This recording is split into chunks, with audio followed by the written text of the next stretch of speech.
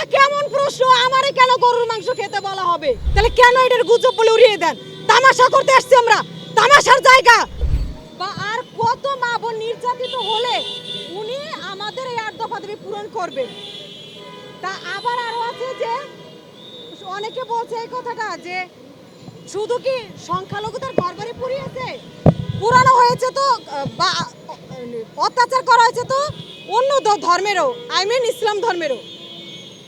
এই দেশে 7% হচ্ছে সংখ্যালঘু, হিন্দু বৌদ্ধ খ্রিস্টান, আর হচ্ছে 93% ইসলাম। আমরা যদি 1046 জন অত্যাচারিত হই তাহলে তো তার সাথে গুণ যাবে ওদের 93%, যেহেতু 93% বেশি ওদের, তো তাহলে আমরা যদি 1000 ওদের তো প্রায় 10,000 ক্ষতিগ্রস্ত, ওদের ক্ষতিগ্রস্ত হবার কথা বা ওদের ঘরবাড়ি পুরানোর কথা। আমি 1000 অত্যাচারিত হয়েছি, আপনি দেখান তো যে ইসলাম ধর্মের কি 9000 পরিবারকে অত্যাচারিত হয়েছে? 9000 পরিবারের উপর কি হামলা করেছে? করেনি তো। তাহলে কেন এটার গুজব বলে উড়িয়ে দেন?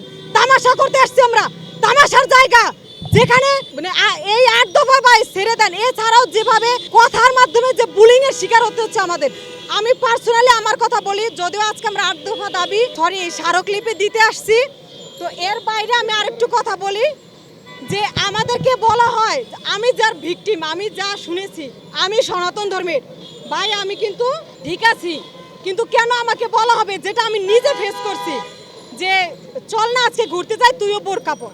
এটা আমার ক্লাসমেটরা, আমার হলমেটরা বলছে। ইসলাম ধর্মের, আমার ধর্মের মানুষ আমাকে বোরকা পরতে বলবে না। আমি কি মিথ্যে কথা বলতে আসছি?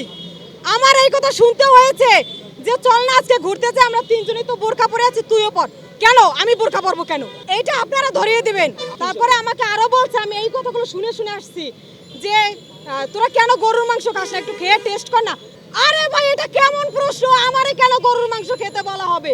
কেন দিনের পর দিন এই কথা আমি শুনবো? আজকে এই কথা শুনতে শুনতে আমি ক্লান্ত হয়ে গেছি।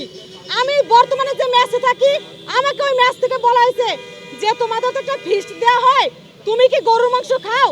তোমাদের অন্য মানুষ তো খায়, কোন মানুষে খায় তারা দেখিয়ে দেয়। এই ভুয়ো কথা বলে কেন আপনি আমাকে, যেটা আমার নিষিদ্ধ সেইটার দিকে আপনি আমাকে নিতে চাচ্ছেন?